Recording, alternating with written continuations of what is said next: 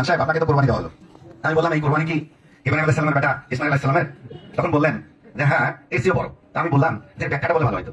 আমি তখন বললেন যে আসলে ইব্রাহিম আলাইহিস সালাম আল্লাহ সন্তুষ্টির জন্য ইসমাইল আলাইহিস সালামকে কোরবানি করছে একমাত্র আল্লাহ সন্তুষ্টির জন্য। এজন্য মানুষ কোরবানি হয়নি, হয়েছে দুম্বা। আর আপনার কোরবানি বলতে পিরগাছা কাউনিয়ার লাখ লাখ নারী পুরুষের কোরবানি। এই এমপি জিন্দিক হয়ে গেছে, তারে তবা করানো দরকার, নতুবা তারে ভোট দেওয়াই কারো জায়েজ হবে না। রাজনীতির ক্ষেত্রে একটা লিমিট রাখা দরকার। গণতন্ত্র চর্চাই তো শরীয়ত সমর্থন করে না, তো সেই গণতান্ত্রিক পদ্ধতিতে কাউকে ভোট দিলে জান্নাত পাওয়া যাবে, এটা বলাও তো একটা জঘন্য কুফুরি কথা।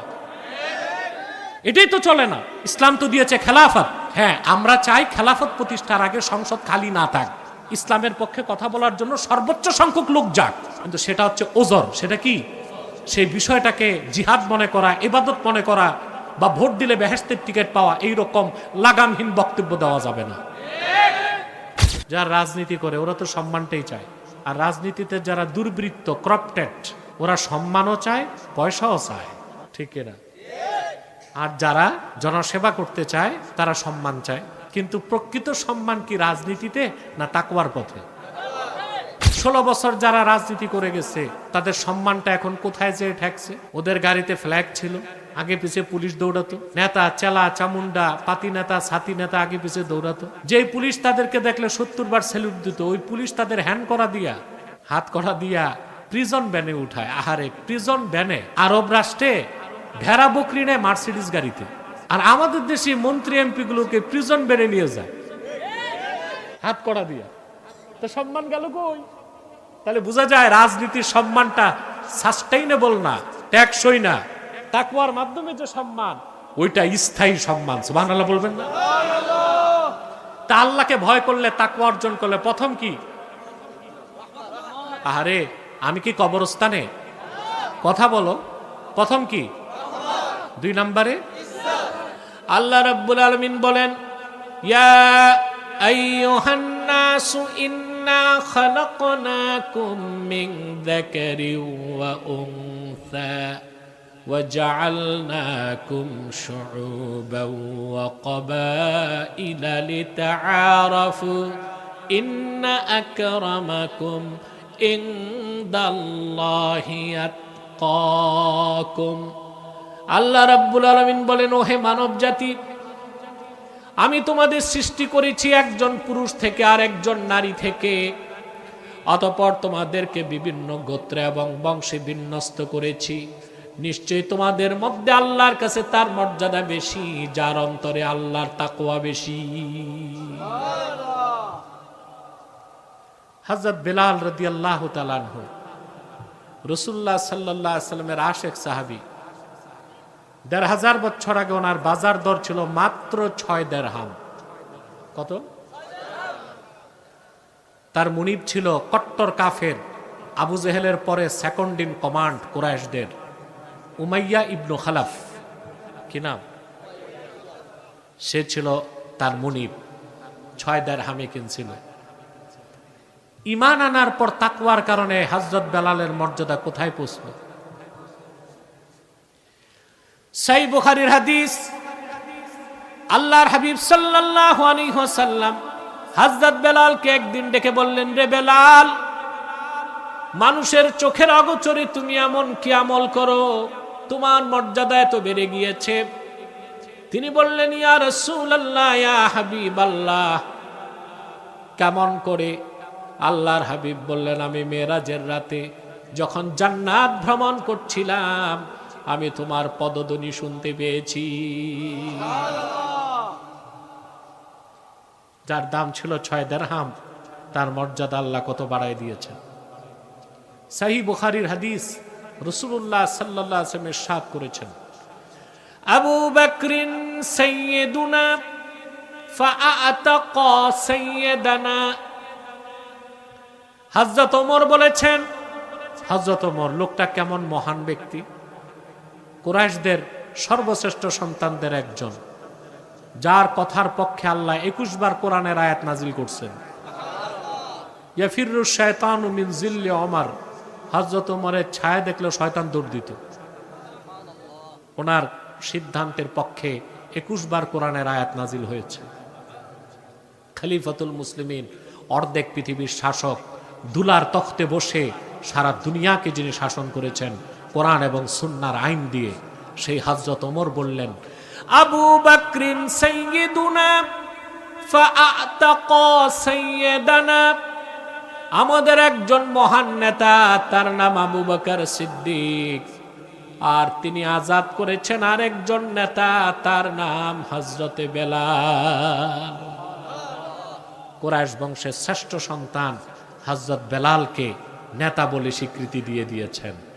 হযরত বেলালের দৈহিক কোনো সৌন্দর্য ছিল না, বিত্ত বৈভব ছিল না, তিনি পলিটিক্যাল কোনো ফিগার ছিলেন না, হাবাসার একজন নগণ্য মানুষ ছিলেন।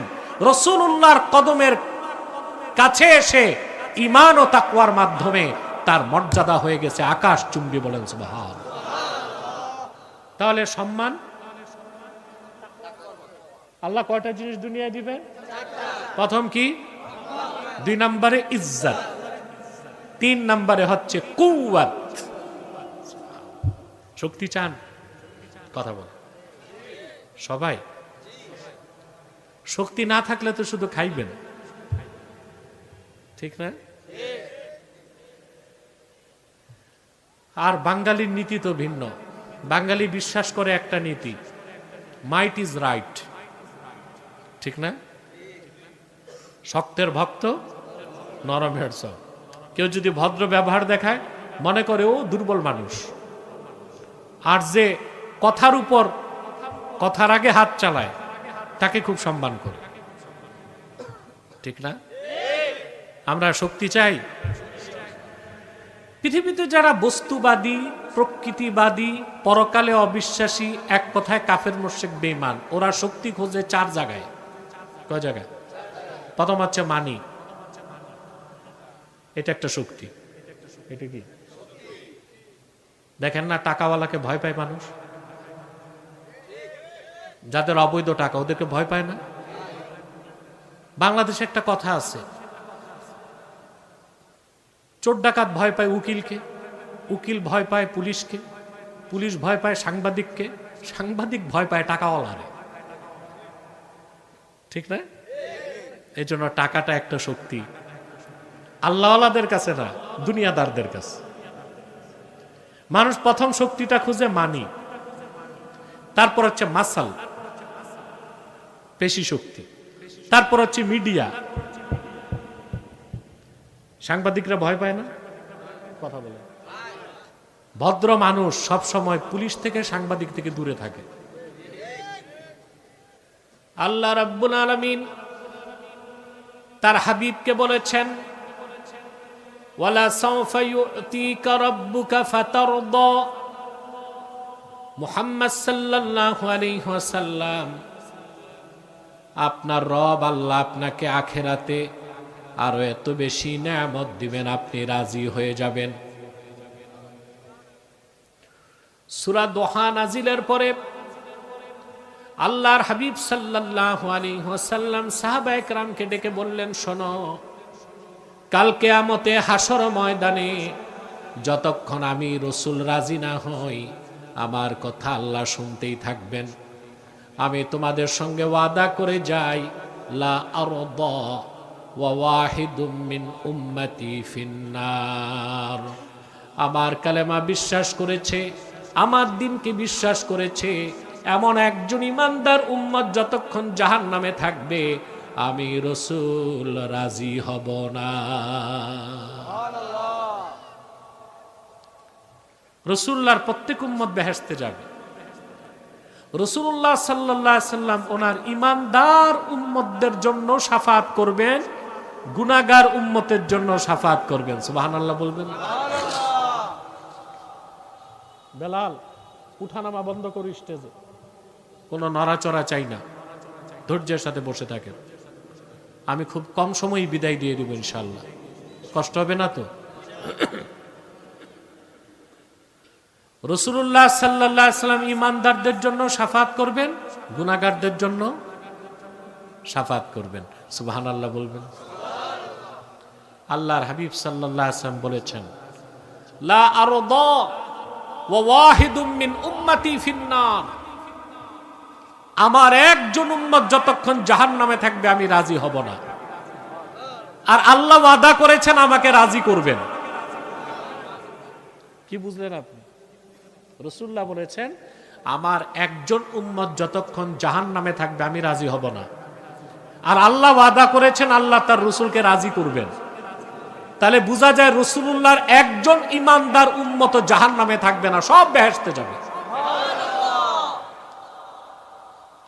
যাদের ইমান ঠিক, আমল ঠিক, তারা ফার্স্ট চান্সে জান্নাত পাবে। যাদের ইমান ঠিক, আমল খারাপ, আমল নামায় গুনাহ থাকবে, তারাও জান্নাতে যাবে, কিন্তু ফার্স্ট চান্সে নয়, সেকেন্ড চান্সে। ঠিক না? কোন চান্সে? আর আমি আপনাদের কাছে জানতে চাই, ফার্স্ট চান্সে জান্নাত চান না সেকেন্ড চান্সে? কেন? আপনাদের মধ্যে ভ্রমণ বিলাসী কেউ থাকতে পারেন যে জান্নাত তো পাবই, তো জাহান্নামটা একটু দেখে নিলাম কি আছে, এরকম শখ আছে? আল্লাহ রাব্বুল আলামিন তার হাবিব মুহাম্মদ সাল্লাল্লাহু আলাইহি ওয়াসাল্লামের উম্মতের মধ্যে যারা কামেল মুসলিম মুত্তাকি, তাদেরকে ফার্স্ট চান্সে বিনা আযাবে জান্নাতে প্রবেশ করাবে। সেই জন্য আল্লাহ বলেছেন ওয়া উজলিফাতিল জান্নাতু লিল মুত্তাকিনা গায়রা বাঈদ। কাল কিয়ামতের দিন মুত্তাকিদের জন্য জান্নাতকে নিকটবর্তী করা হবে। জান্নাত আর মুত্তাকিদের মাঝখানে কোনো ডিস্টেন্স থাকবে না, দূরত্ব থাকবে না। বলেন সুবহানাল্লাহ। তা আমরা যদি ফার্স্ট চান্সে জান্নাত চাই আমাদের কি হতে হবে? আগে তো সাবজেক্টটা বুঝতে হবে, কি হইতে হবে, আর মুত্তাকি কিভাবে হবেন সেটা বুঝতে হবে। যে ব্যক্তি ঈমান আনে তার নাম মুমিন। ঈমান আনার পরে যে শরীয়তের বিধান মানে তার নাম মুসলিম। আর যে ব্যক্তি মুসলিম হবার পরে আল্লাহর ভয় তাকওয়া অন্তরে হৃদয়ে লালন করে চরিত্রবান পরিপূর্ণ সৎকর্মশীল বান্দা হয়ে যায়, তারই নাম মুত্তাকি। মুমিন হতে ঈমান লাগে। মুমিন হতে কি লাগবে? মুসলিম হতে ইসলাম। মুসলিম হতে ঈমান হচ্ছে বিশ্বাস। পুরা কোরআনকে বিশ্বাস করলেন, এটা ঈমান। রাসূলুল্লাহর সব হাদিসকে বিশ্বাস করবেন, এটা ঈমান। এরপরে আনুগত্য প্রদর্শন, এটা ইসলাম। এটা কি? আর আপনি আনুগত্য প্রদর্শন করলেন আল্লাহর ভয়তে যদি হয়, সেটা তাকওয়া। সেটা কি? সেটা কি? এই তাকওয়ার মাধ্যমেই আপনি মুত্তাকি হতে পারেন, একজন সুপার ক্লাসের মুসলিম হতে পারেন। পৃথিবীতে পাবেন মর্যাদা, কল্যাণ, সম্মান, ইজ্জত, দৌলত, নুসরাত, রাহমাত। আখেরাতে পাবেন জান্নাত। তো কি লাগবে? তাকওয়া। কি লাগবে? তাকওয়া। আমার ভাইয়েরা, ঈমান আনার পরে আপনি মুমিন যখন তাকওয়া অর্জন করবে, আল্লাহর মুত্তাকি বান্দা হয়ে যাবে, দুনিয়াতে আল্লাহ রাব্বুল আলামিন তাকে 4টি জিনিস দিবেন। কটা জিনিস? নগদ। প্রথম হচ্ছে রাহমাত, বলেন। 2 নম্বরে ইজ্জত, 3 নম্বরে কুওয়াত, 4 নম্বরে নুসরাত। সুবহানাল্লাহ। আর লাগে কি দুনিয়ায়? প্রথম কি? রাহমাত। 2 নম্বরে ইজ্জত, 3 নম্বরে কুওয়াত, 4 নম্বরে নুসরাত। সুবহানাল্লাহ। এই 4টা আপনি নগদ পাবেন, এটা আল্লাহর ওয়াদা। আল্লাহ রাব্বুল আলামিন বলেন ইন্না রাহমাতাল্লাহি করিবুম মিনাল মুহসিনিন। নিশ্চয় আল্লাহর মুহসিন তথা মুত্তাকি বান্দাদের সঙ্গেই রয়েছে আল্লাহর রহমত। বলেন সুবহানাল্লাহ। মুহসিনদের জন্য আল্লাহর রহমত ওয়াজিব হয়ে যায়। বলেন সুবহানাল্লাহ। কাদের জন্য? এই মুত্তাকিদেরই আরেক নাম মহসিন। বলেন সুবহান। মুত্তাকিদের আরেক নাম কি? মহসিন।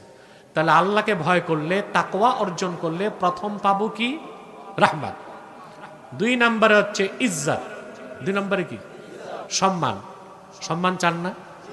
আরে ভাই, পৃথিবীর প্রত্যেকটা মানুষ, পাগল ছাড়া প্রত্যেকটা মানুষ 2টা জিনিস চায়, সম্মান চায় আর সম্পদ চায়। সম্পদ চায়, সম্মান চায়,